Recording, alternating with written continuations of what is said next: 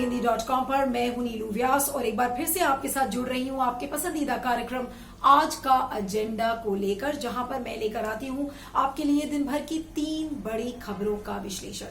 मेरी आज की जो लिस्ट है उसमें सबसे पहली स्टोरी है किस तरह से वित्त मंत्री निर्मला सीतारमण ने दिवाली के पहले एक तीसरा स्टिमुलस पैकेज अनाउंस किया है। इसके क्या मायने हैं, लोगों के बीच में ये कब तक पहुंचेगा, कितना कारगर है, इसके बारे में आपको बताऊंगी। दूसरी खबर है किस तरह से तेजस्वी यादव जो आरजेडी के लीडर हैं, जिन्होंने पूरा दमखम लगाकर एक बड़ा चुनाव कैंपेन खड़ा किया था, आज उन्होंने नीतीश कुमार के ऊपर हमला बोला है और साथ में प्रधानमंत्री नरेंद्र मोदी के ऊपर भी, ये कहते हुए कि नीतीश कुमार और प्रधानमंत्री नरेंद्र मोदी ने पैसे की ताकत से कुछ सीट्स ऐसी थी जहां पर मार्जिन बहुत कम था, वहां पर कुछ घपलेबाजी की बात कही है। इसके बारे में आपको बताऊंगी। और हमारी तीसरी खबर है कि किस तरह से पंजाब और केंद्र सरकार के बीच एक गतिरोध की स्थिति बनी हुई है, क्योंकि केंद्र सरकार मालगाड़ियों और पैसेंजर ट्रेन्स को पंजाब नहीं जाने दे रहा है। फार्मर्स यानी कि जो किसान है वो भी अड़े हुए हैं। तो इस खबर की डिटेल भी मैं आपको बताऊंगी, इसका विश्लेषण करूंगी। लेकिन शुरुआत करते हैं हमारी आज की पहली खबर से।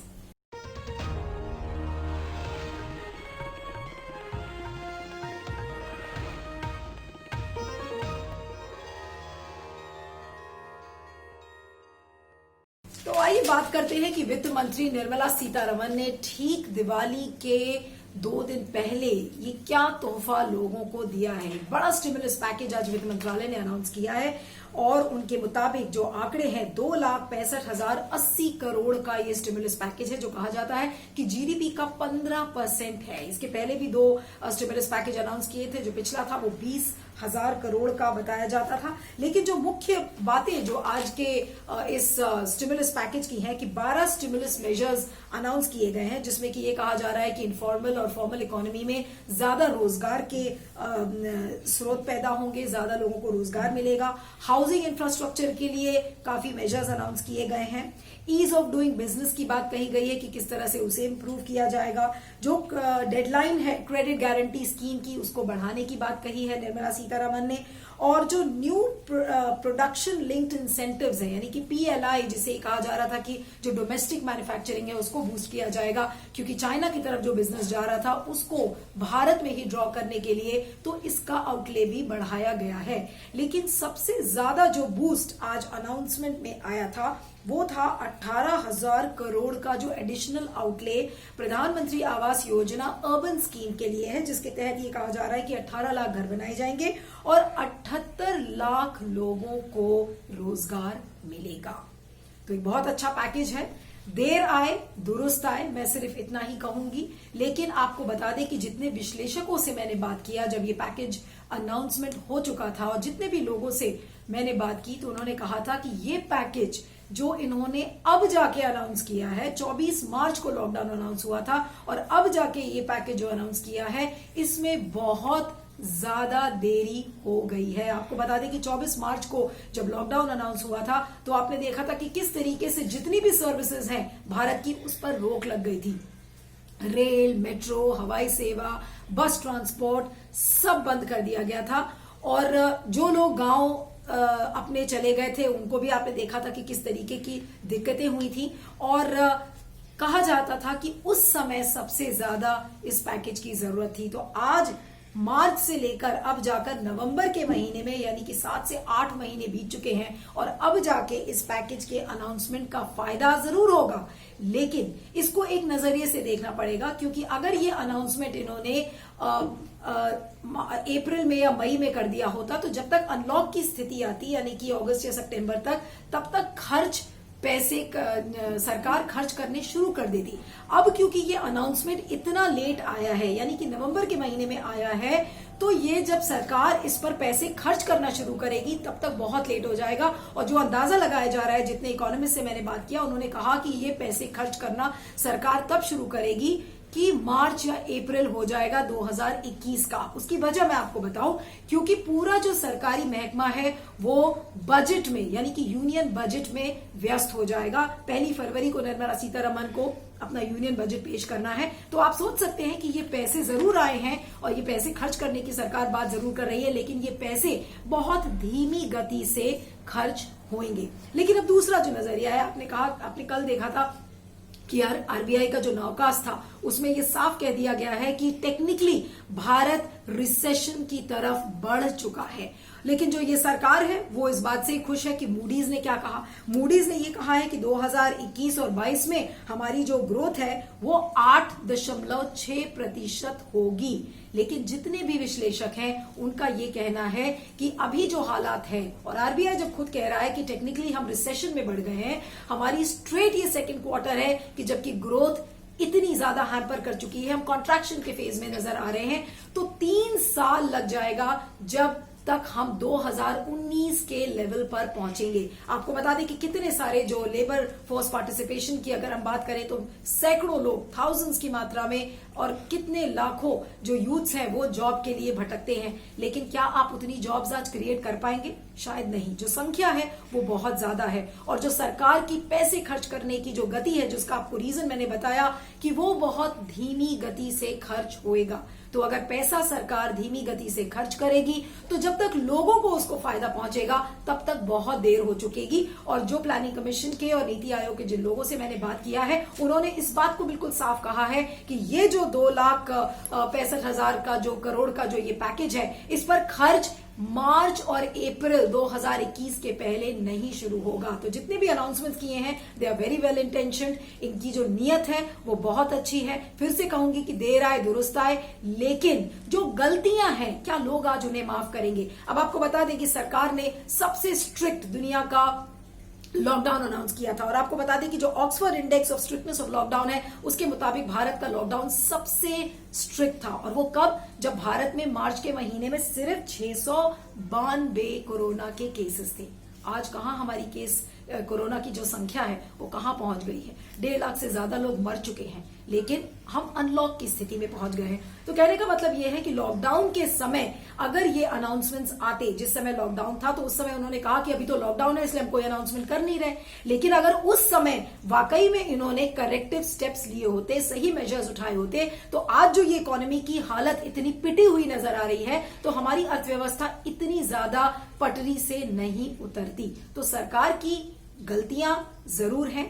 पैकेज उन्होंने अनाउंस किया है, देर से अनाउंस किया है। अब जब तक इसका जो फायदा है लोगों तक पहुंचेगा बहुत देर हो चुकेगी। लेकिन इस बात को बिल्कुल आप नजरअंदाज नहीं कर सकते कि सरकार को जब एक्शन लेना चाहिए था, जिस समय पैकेज अनाउंसमेंट्स करने चाहिए थे, उस समय सरकार ने नहीं किया। और जो दूसरा वाला जो इनका पैकेज अनाउंसमेंट था 20,000 करोड़ का, आपको बता दें उन्होंने कहा था कि 10% हमने जीडीपी का खर्च किया है। तो उसमें आपको बता दूं कि 1% यानी कि सिर्फ 1% फिस्कल स्टिमुलस था, और बाकी जो 9% था वो लिक्विडिटी और बैंकिंग के जरिए वो कह रहे थे कि हमने ये कर दिया, हमने वो कर दिया।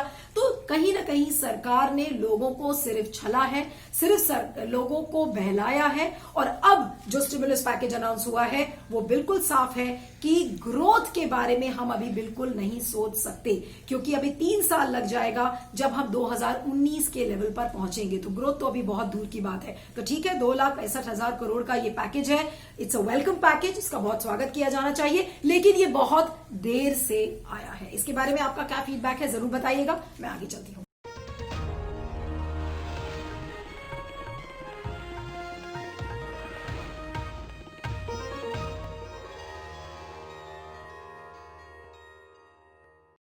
आइए बात करते हैं बिहार की। आज तेजस्वी यादव जो आरजेडी के लीडर हैं, जिन्होंने पूरा दमखम लगाकर एक बड़ा चुनाव कैंपेन खड़ा किया था बिहार के विधानसभा चुनाव में, तो आज उन्होंने एक प्रेस कॉन्फ्रेंस में इस बात को कहा कि भले ही वो मुख्यमंत्री की कुर्सी पर ना बैठे हों, लेकिन असली जीत उनकी हुई है, क्योंकि लोगों के दिलों में उन्होंने जगह बनाई है, और ये जगह नीतीश कुमार ने नहीं बनाई।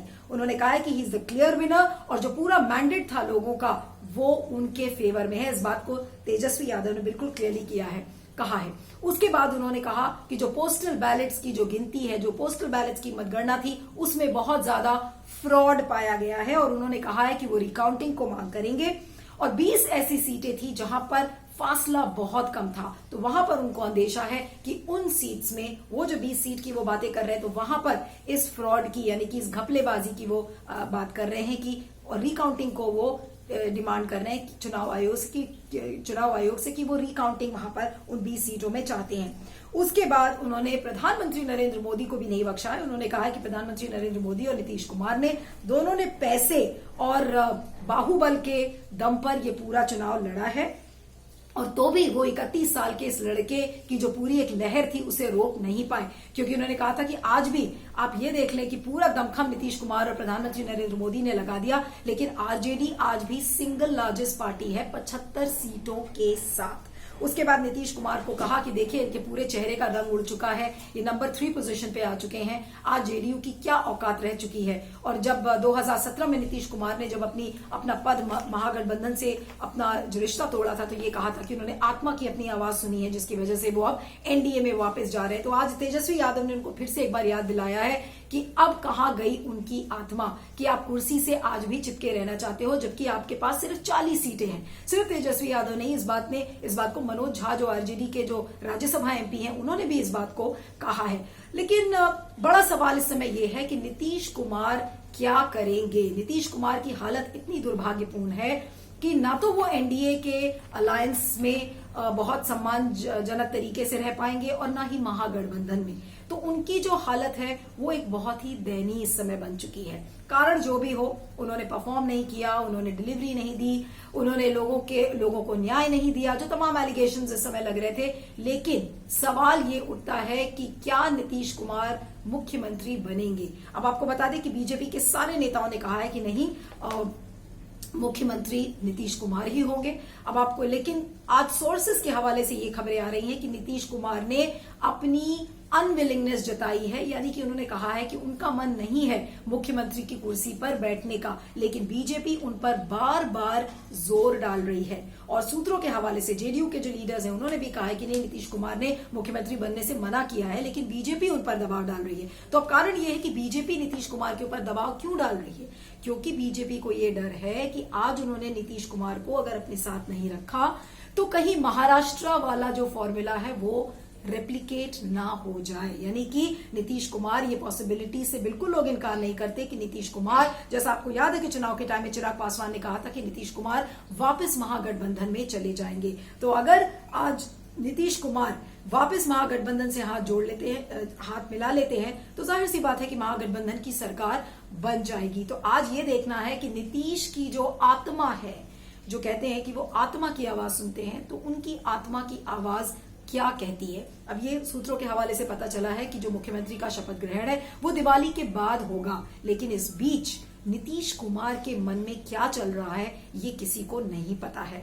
अभी तो फिलहाल बीजेपी ने यही कह दिया है कि बिल्कुल 5 साल तक वो मुख्यमंत्री बने रहेंगे, लेकिन जो बीजेपी के अंदर के नेता हैं वो भी इस बात से इनकार नहीं करते कि नहीं, क्योंकि बीजेपी को मैंडेट बड़ा मिला है, इसलिए अब बीजेपी का मुख्यमंत्री होना चाहिए। कल मैंने आपको बताया था आज का एजेंडा में कि किस तरीके से रविशंकर प्रसाद, संजय पासवान जैसे जो बड़े बड़े लीडर्स हैं, उन्होंने बीजेपी को मुख्यमंत्री के पद की जो कुर्सी है वो मिलनी चाहिए, इसको लेकर कल बातें हुई थी। तो मर्मर्स बहुत सारे हैं कि नीतीश कुमार मुख्यमंत्री क्या वाकई में बने रहेंगे, या उनके पास तुर का कोई और पत्ता है जो अभी वो अपने पास सीक्रेटिवली, यानी कि बहुत ही गुप्त तरीके से रखना जानते हैं। यह भी देखना होगा, क्योंकि Nitish Kumar is an astute politician, कोई कुछ कह नहीं सकता कि उनके दिमाग में क्या चल रहा है। अचानक से फिर से वो आत्मा का हवाला दे देंगे, आत्मा की आवाज का हवाला दे देंगे, और कोई एक ऐसा पॉलिटिकल कार्ड खेल जाएंगे कि हो सकता है कि एनडीए भी परास्त हो जाए। तो नजर इस पे बनाए रखिएगा, मैं भी आपको खबरें पहुंचाती रहूंगी, आप अपना फीडबैक जरूर दीजिएगा। मैं आगे चलती हूँ।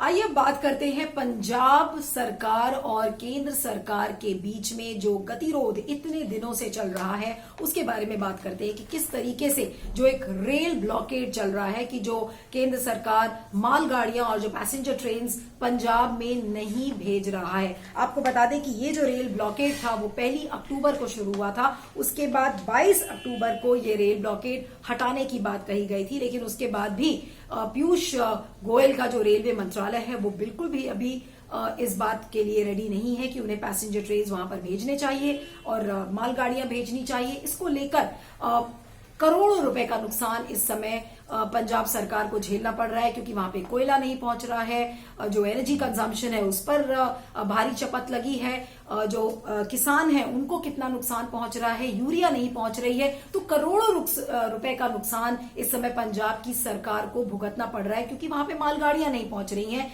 बिजली घंटों घंटों वहां पर नहीं है। तो पंजाब में वाकई में जो हालात है वो बहुत ज्यादा खराब है। अब आपको बता दें कि जो कृषि कानून 3 कृषि कानून जो केंद्र सरकार लेकर आया था, उसको लेकर पंजाब और हरियाणा के जो किसान थे उन्होंने झंडा गाड़ा था और कहा था कि ये जो कानून है उनको एक्सेप्टेबल नहीं है। इसको लेकर 3 राउंड्स की बातचीत भी हुई थी। अब पहला जो राउंड था वो जो किसान यूनियंस है उन्होंने बॉयकॉट कर दिया। दूसरा जो था उसको किसान यूनियन ने फिर से बॉयकॉट किया, ये कहते हुए कि उस समय कोई मंत्री नहीं है। अब तीसरे राउंड की जो बातचीत है उसके लिए कल यानी कि 13 नवंबर को सारे किसानों को फिर से बुलाया गया है और कहा गया है कि पीयूष गोयल और जो कृषि मंत्री है नरेंद्र सिंह तोमर उनके साथ ये बातचीत हो सकती है। इसके अलावा जितने भी किसान यूनियन है वो ये प्लान कर रहे हैं कि 1 लाख ईमेल्स वो राष्ट्रपति रामनाथ कोविंद को लिखकर भेजेंगे। लेकिन जो पूरा खामियाजा है समय पंजाब को भुगतना पड़ रहा है, क्योंकि पंजाब में जिस तरह से मालगाड़ियां नहीं जा रही हैं, केंद्र सरकार कहता है कि नहीं आप ट्रैक से सारे किसानों को हटाइए, और अमरिंदर सिंह ये कहते हैं जो मुख्यमंत्री है पंजाब के कि नहीं वहां पे किसान ट्रैक्स पे नहीं है, और ये केंद्र सरकार हमें सिर्फ आर्म ट्विस्ट करने की कोशिश कर रही है, यानी कि हमारे ऊपर प्रेशर डालने की कोशिश कर रही है कि ये 3 कानून हम कहीं न किसी प्रेशर में आके और स्वीकार कर ले। लेकिन अमरिंदर सिंह ने कच्ची गोलियां नहीं खेली है, उन्होंने अपने जो राज्य के 3 कानून है उनको पास कर दिया ताकि जो केंद्र के ये 3 कृषि कानून है उनको नेगेट कर दिया जाए। तो ये जो सारी बातें हैं, जो पूरा मुद्दा है एक बड़े मुद्दे की ओर बढ़ रहा है, और सिर्फ इसमें पंजाब या हरियाणा के किसान नहीं बल्कि यूपी, तेलंगाना, कर्नाटका के बहुत सारे यूनियंस के लोग अब इसमें जुड़ रहे हैं, जिनको लगता है कि ये कृषि कानून उनके खिलाफ है। तो आज 2-3 बड़े सवाल हैं कि ये सरकार कहती है कि हम किसानों के हित में काम कर रहे हैं। आज भी एक बड़ा जो स्टिमुलस पैकेज कहा गया है उसमें ये कहा कि हमने किसानों के लिए क्रेडिट कार्ड स्कीम्स लॉन्च किया है, हमने किसानों को इतने सारे पैसे दिए हैं। लेकिन इतना भेदभाव क्यों? पंजाब और हरियाणा के जो किसान हैं आज उनके साथ इतना भेदभाव केंद्र सरकार क्यों कर रही है? क्या ये बदले की राजनीति है? भले ही वो कृषि कानून पर हो, किसान अगर एक राज्य में उसके लिए केंद्र सरकार करती है तो हरियाणा और जो पंजाब के किसान हैं वो अलग कैसे हो सकते हैं? तो केंद्र सरकार कहीं ना कहीं भेदभाव कर रही है। दूसरी बात ये कि अगर ये गतिरोध बना हुआ है तो केंद्र सरकार बातचीत का रास्ता क्यों नहीं अपना रही है? ये गतिरोध जो बना है इसमें सिर्फ बातचीत से, डायलॉग से ये चीजें हल हो सकती हैं, लेकिन ये जो इकोनॉमिक ब्लॉकेड है कि मालगाड़ियों को नहीं जाने देना, भले ही पंजाब का जो राजस्व है उसको कितना भी नुकसान पहुंचे, तो ये एक बड़ी गंदी राजनीति खेली जा रही है। और एक जो बड़ा मैसेज जाता है कि केंद्र सरकार के पास एक प्रचंड बहुमत है, वो जैसे भी चाहे जो भी कानून है वो पास कर ले, और उसके बाद आप जो राज्यों को वो कानून स्वीकृत नहीं है आप उनके ऊपर इतना प्रेशर डालिए कि उसके बाद उनकी आर्म ट्विस्टिंग शुरू कर दीजिए कि एन केन प्रकारेण आपको वो कानून स्वीकार करना ही पड़ेगा। तो ये एक आर्म ट्विस्टिंग टैक्टिक्स है, बदले की भावना से किया जा रहा है, और कानून को अपनाना या कानून को स्वीकार करना तभी होगा जब केंद्र सरकार विपक्षी दलों से, किसानों की जो यूनियंस है इस केस में, उनसे जब तक बातचीत नहीं करेगी।